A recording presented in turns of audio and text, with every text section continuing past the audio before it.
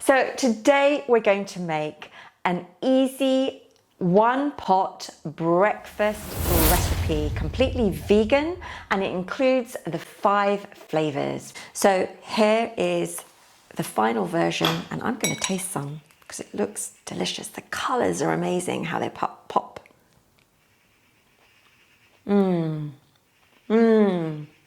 Really good. So let's get on with the ingredients. The ingredients for this recipe are, let's begin with flat rice flakes.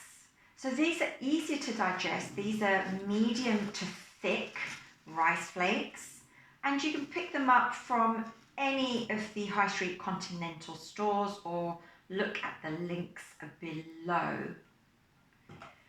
We're also going to be using some rice bran oil. Now you can use coconut oil if you prefer. I like using rice bran oil because it has 0 cholesterol and a really high smoke point. So that's my choice after ghee. So we're going to be using some of the rice bran oil.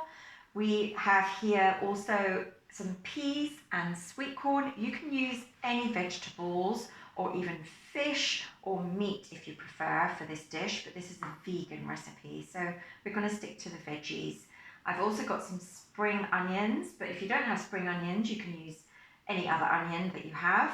I have here some cumin seeds, so we're going to be using cumin for this recipe. Some lovely pungent black mustard seeds. I've got some asafoetida as well. So again, this is very pungent and also slightly bitter.